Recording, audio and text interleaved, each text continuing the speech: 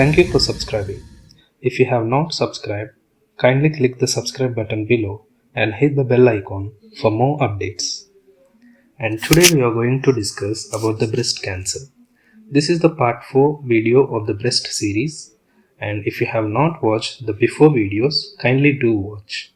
And coming to the topic, the most common cancer in females in India is breast cancer. If a female enter your hospital or visited your hospital and she has a previous diagnosed breast cancer and you are yet to confirm the reports and everything by asking her history. So the first question which you ask the female is, what is your age and do you have any family history? Were you exposed to the radiation before? And what are your pregnancy and lactation periods? And what is your main diet? And was there any estrogen exposure before? Like, did she have any hormone replacement therapy in her reproductive life? So, these questions will be put before her. Coming to the age, the breast cancer most commonly occurs postmenopausally. And in the family history, the primary relatives are very confined.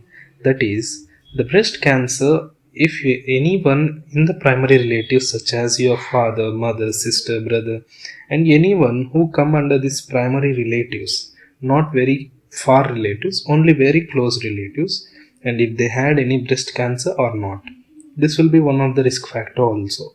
And the radiation exposure, if there was any radiation exposure before, so if yes or no. And the fourth and fifth, the pregnancy and the lactation, these both are protective. Why? The pregnancy, if it occurs before 20 years, and the lactation, this leads to the absence of ovulation and maturation of the cells. So there will be no ovulation and no maturation of the cells. Hence, the both pregnancy, early pregnancy, and the lactation are protective for the breast cancer. Coming to the diet, if you have more lipid intake and more alcohol, then there is an increased risk of the breast cancer. And the estrogen exposure is the most important factor. One thing, if you can forget all the first 6 points, you have to remember the 7th point, because this is the most important factor regarding the breast cancer.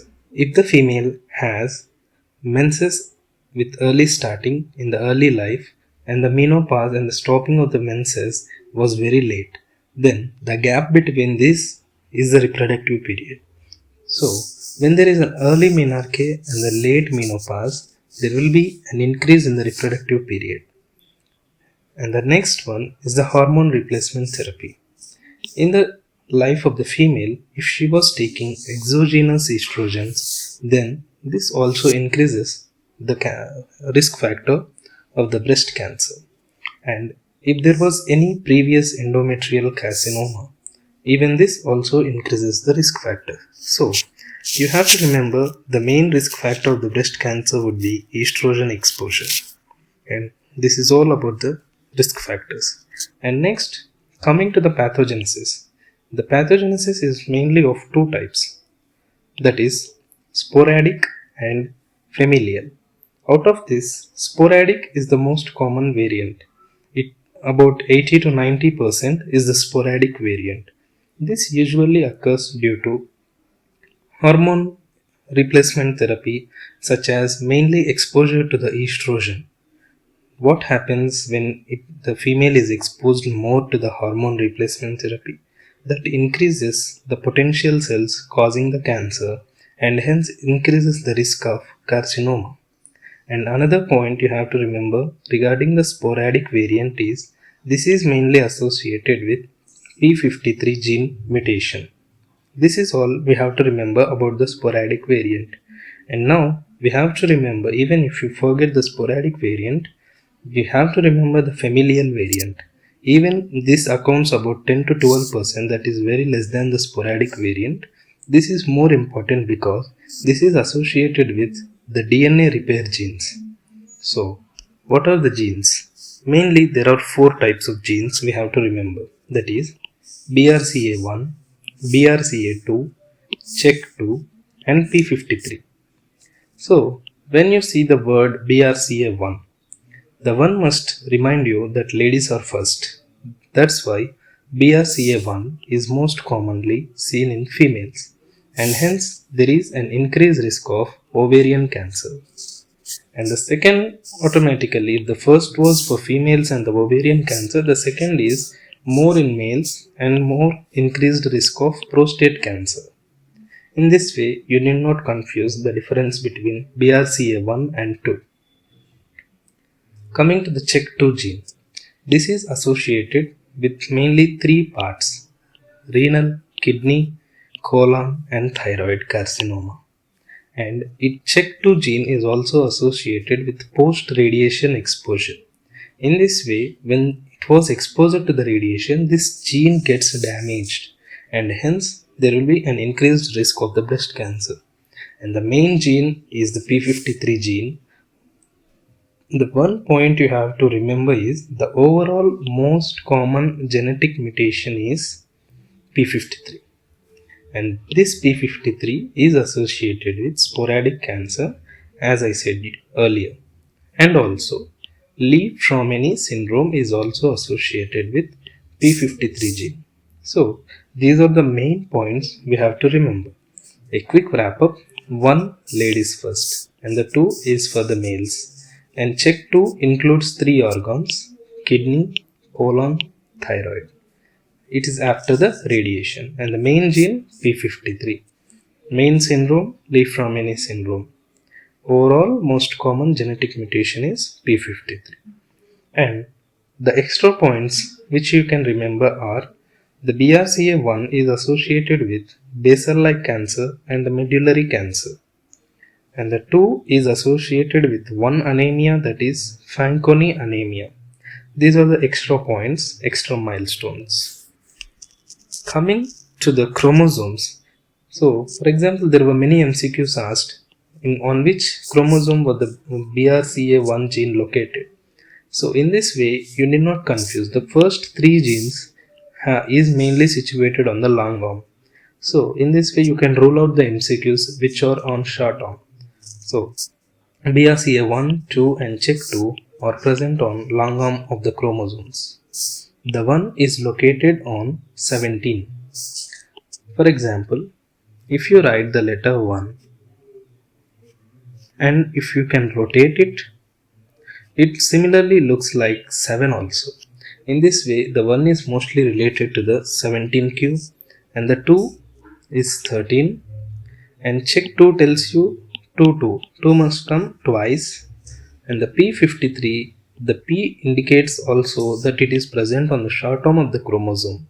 As BRCA1 is on the long arm of the 17th chromosome, P53 will be on short arm of the 17th chromosome. So this is the thing you have to remember about the genes and their location. And coming to the main concept of breast cancer, there are mainly 2 variants. The cancer which is not involving the basement membrane and the cancer which is involving the basement membrane.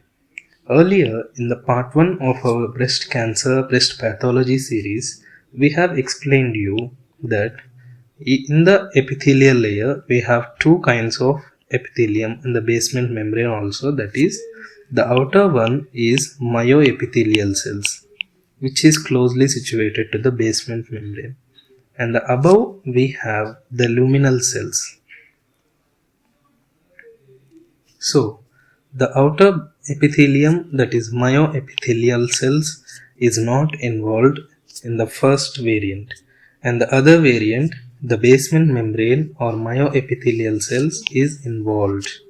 So, when the basement membrane is involved, the cancer is infiltrating. That means we have a molecular infiltration or histological infiltration. This is also known as invasive cancer. So the molecular always depends on the gene expression, and the histological we have 2 variants. No special, there is nothing special about that. That is the ductal variant, and there is the special cancer. So these are the 2 variants. Just you have to remember only the variants molecular and the histological, and it is an invasive which involves the basement membrane. This is the minor part regarding the breast cancer, and that is all you have to remember. And just you can also forget about this. The main concept is related here, that is the cancer which does not involve the basement membrane, because most of the MCQs are asked from there. That is, basement membrane is not involved. That is known as carcinoma in situ, mainly of two types: ductal carcinoma in situ and the lobular carcinoma in situ.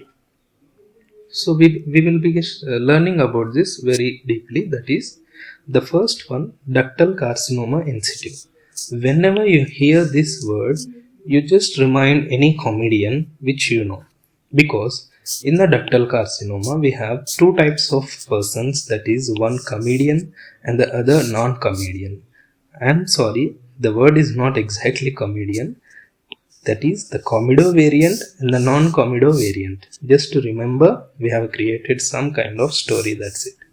And the other is Paget's disease. So when you hear the variant comedo, comedians are highly paid, because there are also few comedians who are highly paid than heroes. So in this way, just try to remember, that's it. Comedo variant is a high grade tumor. It has a central necrosis. The letter C in the comedo and the letter C must indicate here that the necrosis is centrally located. On the mammography, you will be watching there will be linear or branching calcification. So the letter C indicates that we have a comedo variant and the necrosis is central and the calcification is present. This is the thing you have to remember about the comedo variant. Coming to the non-comedo variant, there are two types, cribriform and micropapillary. In the cribriform, the tumor cells are located around the calcified area. So the yellow part is the tumor cells location and the green part is the calcified area. So this is the pattern of the cribriform. And coming to the micropapillary, we have a papillary structures just like leaves as shown on the screen. So these are the two variants you have to remember. Mostly coming regarding the comedo and non-comedo, there will be few pictorial based questions which will be shortly presented on the screen. So, and the next disease is Paget's disease. The Paget's disease is the most important one. When you hear the word Paget, it is the single word. So that's why the lesion is unilateral. A small mnemonic to remember. That's it. Paget is the single word and the lesion is unilateral. The letter P must remind you that there is pruritus also. So due to the pruritus, ulceration is also found and we have a palpable mass of about 50%, and this increases the invasive. More invasiveness, more risk of cancer. And we also know this Paget's disease is also known as eczematoid lesion. Up to this, you have to remember. After that, coming to the microscopic examination, here we have mainly these 3 points are important. And the first 2 points will be pictorial based questions. The increase in the cytoplasm and the prominent nucleus or nucleoli, these you will be asked you will be given a biopsy slide and asked to identify. But in the point of MCQs, these 3 are important. How? Because the mucin is present. And coming to the HER and estrogen receptors or progesterone receptors, in the both there will be a competition. If HER is present, then the ER or PR is absent. So here in the Paget, in the word Paget, you don't find any letter with R, and that's why the R is absent. That means R for receptor. In the word Paget, as you don't have any letter R, there will be no presence of the estrogen receptors or progesterone receptors. And hence, if this is not present, then HER2 is present. So there is another condition also where you have to remember these points. I will explain later. And coming to the pictorial based relating to the ductal carcinoma in situ, what we have to remember is, so these are the main variants of the ductal carcinoma in situ. Here when you watch the Comedo variant, it has a centralized necrosis. And coming to the cribriform variant, we can find these are the calcified areas as we see on the screen. And the remaining part which is around it is tumor cells. And this is a solid variant. This is you need not remember about this. And the micropapillary, as we can see on the screen, here there are many leafy like structures present. So this is the micropapillary variant. And the papillary variant is mostly single, the large leafy variant. The solid and the papillary are least asked on the MCQs. You have to remember mainly the Comedo, cribriform and micropapillary variants. And coming to the lobular carcinoma in situ. So when you write the word lobular,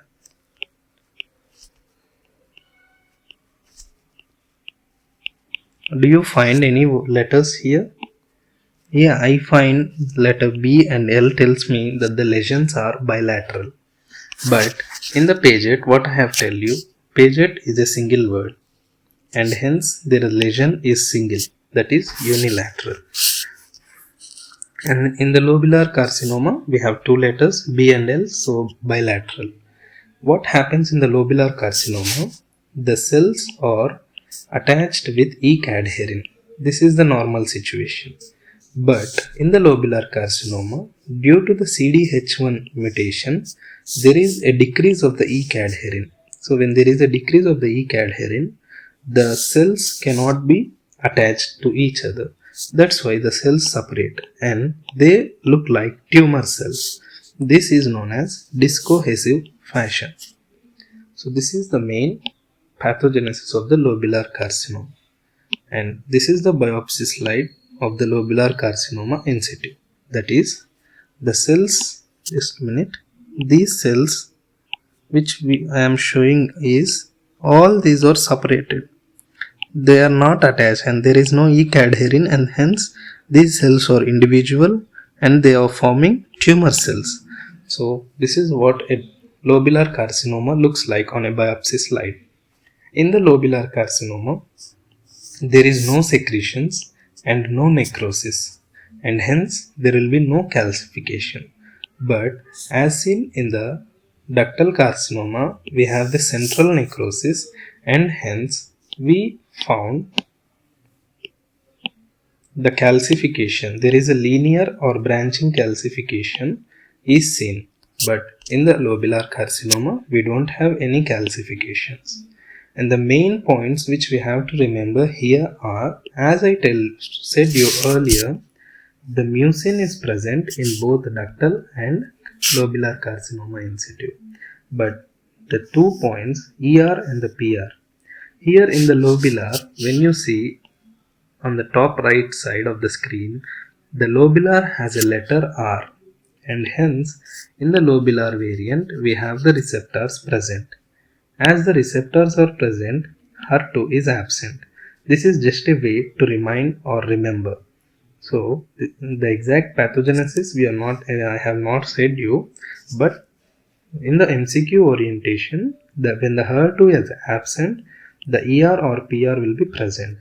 But when we compare this with the ductal carcinoma, here HER2 is present and ER or PR is absent. Just you need not confuse, lobular has a letter R and hence the receptor is present. If the receptor is present, HER2 is absent. And as the condition is bilateral, the treatment would also be bilateral mastectomy. But in the ductal carcinoma in situ, it is mostly unilateral and hence the treatment would be a simple mastectomy, mostly unilateral,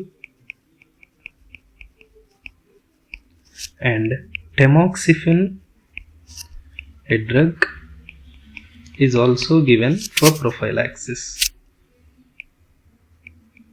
This is all you have to remember about the breast cancer. If you have any doubts, kindly comment below. And a small quick wrap up. Most common cancer in females is the breast cancer. Most important factor is estrogen exposure. And due to the early menarche and the late menopause, there is an increased reproductive period. Any hormone replacement therapy exposure would also increase the risk of breast cancer. And the most common variant is the sporadic variant.